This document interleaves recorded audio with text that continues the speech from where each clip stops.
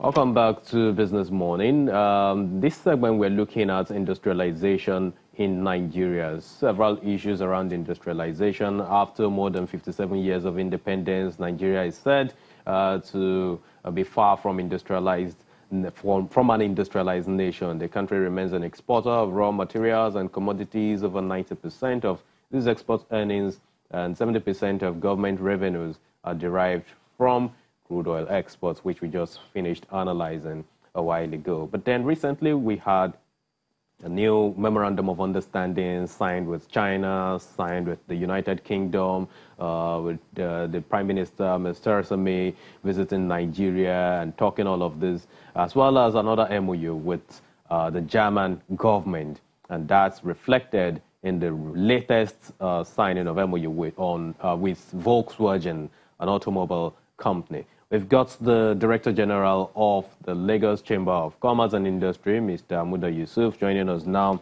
to look at these issues for us. So yesterday, I presume you watched the Minister of Trade and Investment on Channel TV talking about this whole industrialization policy, automobile, as we signed recently with Volkswagen, who also just had a deal with Rwandan government and, of course, the Ghanaian government.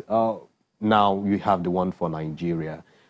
Yet we know that our automobile industry over the years has been dominated by the importation of grey vehicles and a whole lot of things that you just can't really account for. What for you are the basics in all of these deals? Well, first about the industrialization strategy. You cannot industrialize without infrastructure. If you check out any of the industrialized economies, the first thing they fix is infrastructure. So that is why the industrialization journey has been such a very difficult journey for us. The few industries that are doing fairly well are what you can call the high-end industries, multinationals, some indigenous conglomerates, and so on. Secondly, the industrialization strategy has to take a cue from the Nigeria Industrial Revolution Plan, NIRP. And the main theme of that plan is that industrialization has to be resource-based. Resource-based industrialization strategy. That is perhaps the most sustainable strategy for industrialization. And what that does is that it makes the industries more competitive. Because for you to have a very good and bright trajectory about industries, competitiveness is key. And when you talk about industrialization, you are not just looking at your domestic economy. You're also looking at the global economy. So when industrialization is resource-based, the chances of competitiveness is much brighter. And that is what should guide the kind of industrialization that we do. Right now, the model has been that we rely almost entirely on protectionism in order to drive industrialization. Of course, we have had some success stories, especially among those industrial segments that are able to backward integrate. Right. We have some success stories. Yeah. But in many others, we haven't had such a success story. What has happened is that when you begin to build protectionist walls for industries that don't have sufficient or reasonable level of local value addition, you impose very serious welfare costs on the citizens. Because you make the citizens to pay much higher than what they should normally have paid. For Nigeria, for instance, a good place to start in terms of driving industrialization will be agro-allied and oil and gas. Particularly oil and gas. But unfortunately, we got it wrong entirely in the oil and gas sector because of the policy. Because as we speak, we should be exporting refined petroleum products. We should be doing well in fertilizer. Because fertilizer is almost 90% gas. We are blessed with gas. We should be doing well in petrochemicals. We should be feeding all these plastic and chemical industries, with petrochemical products, and we should be exporting. These are the things that we should be doing, and that should have been the main driving engine for the economy and for industrialization. But unfortunately, because of the general policy environment in oil and gas, we have not been able to unlock the huge industrialization potentials in that sector. The same thing in agro-allied. We have huge potentials in agro-allied. We are basically an agrarian economy. But right now, most of the practitioners in that sector are still traditional players, using hoes and cutlasses, traditional means of production. Very little mechanization is taking place. And that has been compounded by the problem of infrastructure. Because you need power to drive industrialization. You need transportation to drive industrialization. And you also need even the purchasing power to drive industrialization. So these are very fundamental things. So we need to get the fundamentals right. So power before we now begin to build on that. And when you talk about infrastructure, I believe you're referring to power and the local capacity of all of the companies that we've got here to do that. But you also referenced some success stories in terms of backward integration. Yeah. In what sectors do we have that? Because someone else will argue that we don't really have success stories in this. No, we have it in cement. But the local content in cement is reasonably high. But it would then be argued that there's a whole lot of monopoly in that field. Well, it's not a question of monopoly. It's a question of whether the local content is there or not. Monopoly can come from anywhere. It can come from the size of the business. It can come from the legislation. It can come from anywhere. What is important is that for industrialization to be sustainable and for you to describe a sector as actually manufacturing and for you to have the kind of multiplier effect, because you don't industrialize just for the sake of industrializing. You industrialize because you want to integrate the other parts of the economy into the industrialization process. And that is the beauty of backward integration, because you generate a whole lot of multiplier effects. You generate a whole lot of jobs from it. You don't have a sector, you talk about automobile. Automobile, what is local content in automobile? That is why we have so much problems with the sector. The sector has been hit by serious challenges with exchange rate depreciation, over 100%. It has been hit by a serious challenge of tariffs. There was a time we were doing almost 50,000 to 100,000 in terms of sales of new vehicles. Yeah. That has dropped to just about 15,000 now. So if you are building a plant now, where is the market? Where is the purchasing power? A brand new car, you know how much it is now? Really expensive. You'll be talking about 10 million, 15 million, and so on. Where are you going to get the money?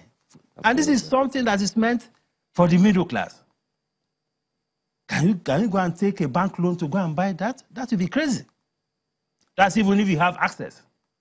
But you can't go and take a loan at 25% and go and buy a car for 10 million. It's actually difficult these days to get a company who will even, give you such of an asset, and then you get paid It's outrageous. Okay, so and the whole thing is about trying again to use protectionism to drive industrialization. It's a wrong strategy.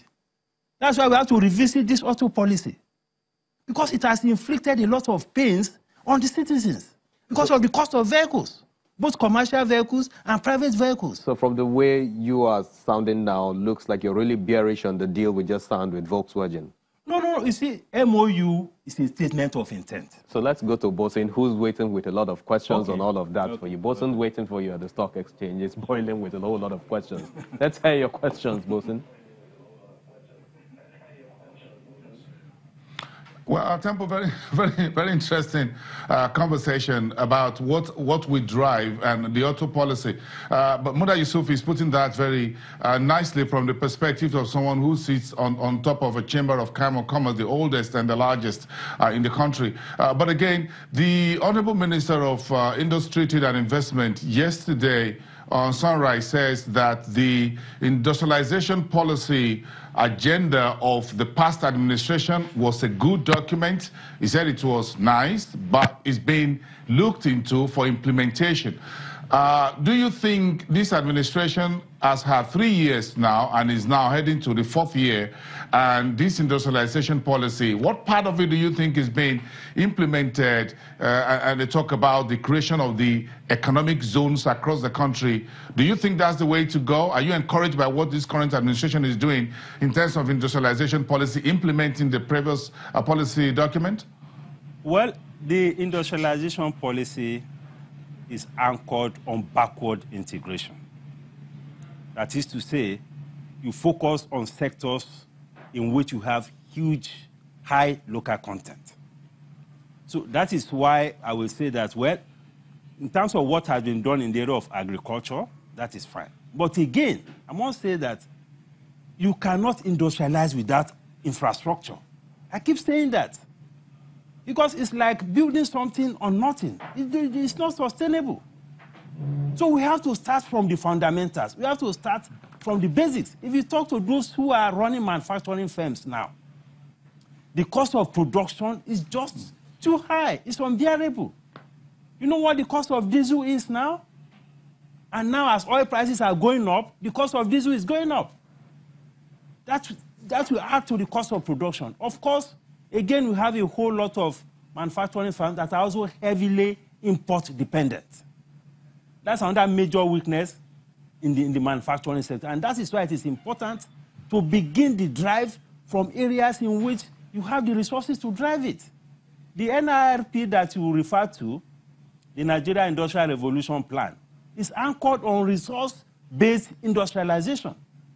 That is why I feel sad that the industrialization potentials in oil and gas has not happened. Because that is where we have the biggest potentials to industrialize the country and to also leverage and also support other industries in terms of fertilizer, in terms of petrochemicals, in terms of refineries. Nothing is happening in that area, in terms of gas.